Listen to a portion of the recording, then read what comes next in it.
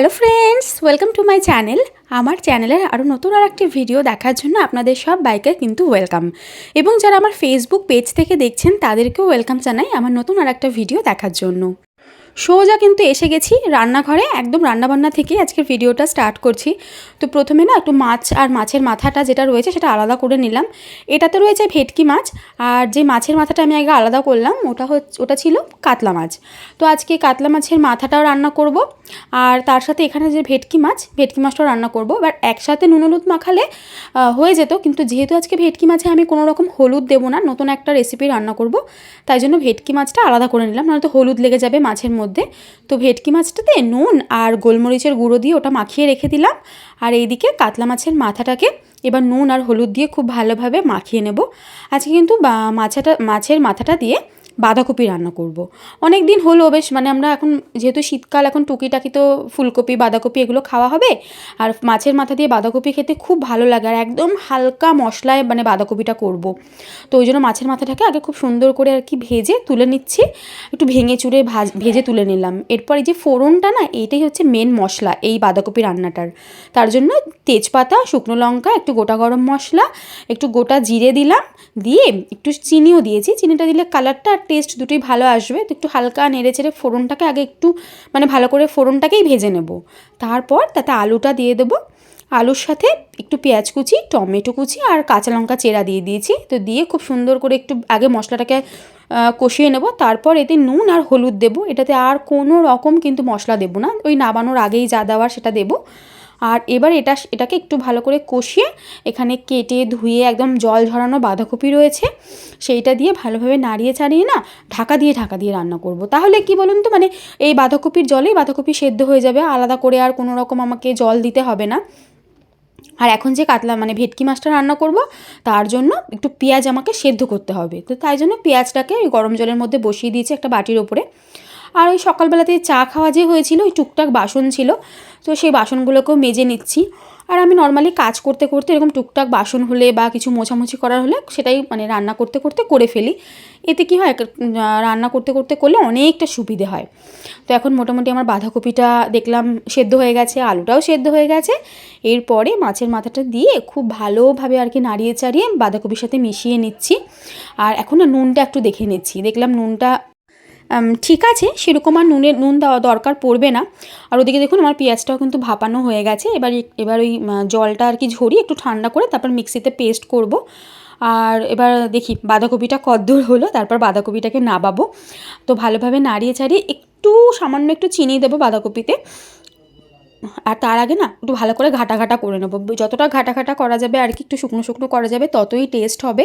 তো এখানে আমি গরম মশলার গুঁড়ো দিয়ে দিচ্ছি, আর একটু ধনেপাতা দিয়ে দিচ্ছি। ধনেপাতা দিয়ে তারপর একটু চিনিও কিন্তু দিয়েছিলাম, সেটা আর দেখাতে পারিনি। তো একটু চিনি দিয়ে খুব ভালোভাবে কিন্তু নাড়িয়ে চাড়িয়ে এরকম মিশিয়ে ওটা আমি নাবিয়ে নিয়েছি। তো চলুন এবার হচ্ছে ভেটকি মাছটা আপনাদের রান্না করাটা আপনাদেরকে দেখাই। তবে তার আগে আজকে ভাত বসাবো। এই যে শীতকাল শুরু হলো না, এখন থেকে কিন্তু প্রত্যেক দিনই ভাতটা আর কি শেষে হবে, আগে তরকারি করে নেব, তারপরে আর কি ভাতটা হবে। এতে কি হয়, ভাতটা গরম থাকে, কারণ এখন কি মানে রান্না করতে করতেই তরকারি ঠান্ডা হয়ে যায় শীতকালে। তো যার জন্য সবসময় এখন ভাতটা আর কি এখন শেষে করব, তাহলে ভাতটা গরম থাকবে, তরকারি ঠান্ডা হয়ে গেলে অসুবিধে নেই। আর শীতকালে একদমই ঠান্ডা খাবার খাওয়া যায় না, খুব কষ্ট হয় ঠান্ডা খাবার খেতে। তো তাই আর কি ভাতটা সবার শেষে করা। এদিকে ভাতটা বসিয়ে দিয়েছি, আর ওদিকে তো দেখলেন মাছটা আমি ভাজা বসিয়েছি। তো মাছটা ওদিকে ভাজা হচ্ছে, সর্ষের তেলেই করছি রান্নাটা। তো মাছটা ভেজে সুন্দর মতন করে তুলে নিয়েছি। এরপর তাতে একটু কালো জিরে, ওই মাছের তেলটাতে আর কি কালো জিরে ফোড়ন দিয়েছি, আর দিয়ে দিলাম টমেটো কুচি আর লঙ্কা কুচি। এইটার হচ্ছে এই টমেটো আর লঙ্কা দুটোকেই না কুচিয়ে দিতে হবে, তাহলে পরে যখন গ্রেভিটা হবে দেখতে খুব সুন্দর হবে। তো ওই জন্যই দিয়ে দিলাম, আর একটু পেঁয়াজটা দিয়ে ভালো করে কষিয়ে নিয়েছিলাম পেঁয়াজ বাটাটা দিয়ে।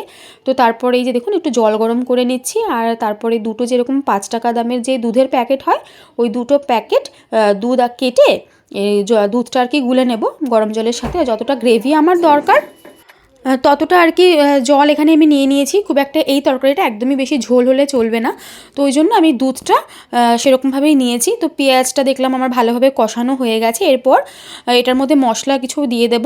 তো প্রথমে দিয়ে দিলাম নুন, নুন দেবো, জিরের গুঁড়ো আর সামান্য একটুখানি কিন্তু দিয়ে দেবো ধনে গুঁড়ো। যে কাঁচা লঙ্কাটা ওই কুচিয়ে দিয়েছিলাম ওটাতেই যা ঝাল হওয়ার হবে, আর যদি দরকার পড়ে তাহলে গোলমরিচের গুঁড়ো দেওয়া যেতে পারে। দিয়ে খুব হালকা হাতে কিন্তু মশলাটা কষাবো, যেন মানে টমেটো বা কাঁচা লঙ্কা যেগুলো দেওয়া সেগুলো যেন একেবারে গলে না যায়। তো এবার দেখুন এই দুধটার মধ্যে এবার আমার মশলাটা খুব ভালোভাবে কষানো হয়ে গেছে আর তেলটাও ছেড়ে দিয়েছে। এবার যখন আমি দুধটা দেবো ঠিক তা সেই মুহূর্তেই কিন্তু আমি এখানে 1 চামচ ময়দা দিয়ে নিয়েছি দুধটার মধ্যে, দিয়ে খুব ভালোভাবে দুধটা গুলে এবার ওই মশলার মধ্যে দিয়ে দিলাম। যখন ভালোভাবে এটা ফুটে আসবে তখন তাতে কিন্তু মাছগুলো দিয়ে দেবো। তো এখন আমি দেখে নিচ্ছিলাম আর কি নুনটা ঠিক আছে নাকি, দেখলাম একটু নুন লাগবে, তো একটু নুন ওখানে দিয়ে দিলাম। আর এবার মাছ আর মাছের সাথে কটা কাঁচা লঙ্কা রেখেছিলাম, তো ওই জন্য কাঁচা লঙ্কাটাকেও এবার আমি ওই দিয়ে দিলাম আর কি ঝোলেতে। আর এই কাঁচা লঙ্কার ফ্লেভারটা এত দুর্দান্ত লাগছিল। আর আমরা তো আজকে এটা ভাত দিয়ে খাওয়ার জন্য রান্না করেছি, আপনারা চাইলে এটা ফ্রাইড রাইসের সাথে কিংবা যে কোনো রকমের পোলাওয়ের সাথে কিন্তু দুর্দান্ত লাগবে খেতে।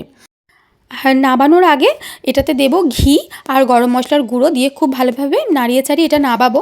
তবে আমি তো এখানে অনেকটা ঝোল দেখতে পাচ্ছেন, যখন আপনারা বাড়িতে যদি এই রেসিপিটা রান্না করেন তাহলে একদম শুকনো শুকনো মানে একদম একটু মাখা মাখা করে, শুকনো না একটু কারি যখন থাকবে সেই অবস্থাতে যখন নাবাবেন তার আগে ঘি আর গরম মশলাটা দেবেন। আমি কিন্তু এরপরে অনেকক্ষণ ফুটিয়ে একটুখানি ঝোলটা কমিয়ে নিয়েছিলাম।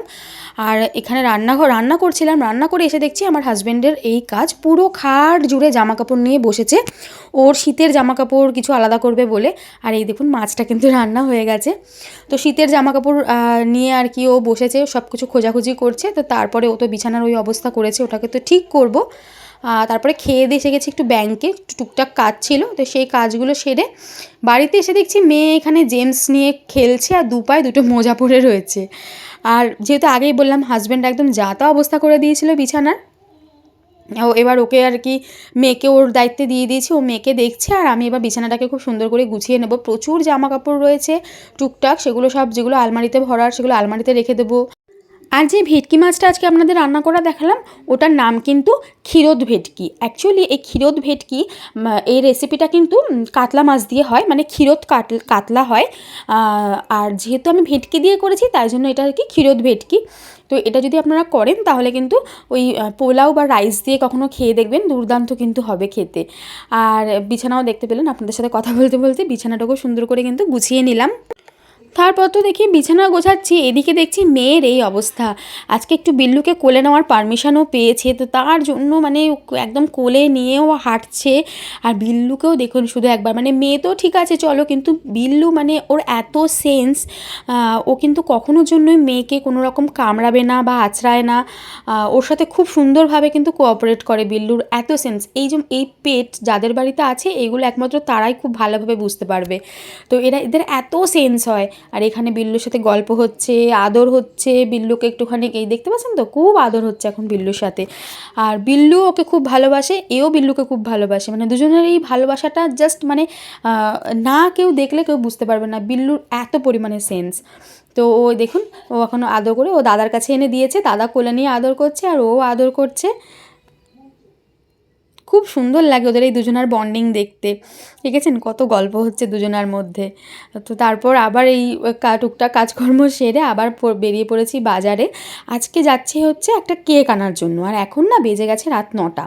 তো 9টার সময় যখন আমাদের ডোমজুর মিওতে গেলাম, ডোমজুরের মিওতে গিয়ে দেখি কোনো রকম কেক নেই, অনলি পেস্ট্রি রয়েছে। কিন্তু পেস্ট্রি তো নেওয়া যাবে না, তো তার জন্য মানে কেক দরকার। এখানে কোনো রকম কেক নেই, খালি পেস্ট্রি। তাও দাদা একবার বলছিল যে কটা পেস্ট্রি নিয়ে নেবো কি, আমি বললাম না, কেক দরকার যখন কেকই নেবো তাহলে চলো অন্য কোথাও দেখি। অন্য কোথাও তো আর পেলাম না, সোজা কিন্তু চলে এলাম আমাদের অঙ্কুরহাটির মিওতে চলে এসেছি। এবার অঙ্কুরহাটির মিও আমি ভাবছিলাম যে এত রাতে খোলা থাকবে কি না, আমি তো গিয়ে অবাক, গিয়ে দেখছি এত ভিড়, মানে রাত তখন অঙ্কুরহাটি যেতে যেতে মোটামুটি 9টা 10 বেজে গেছিলো।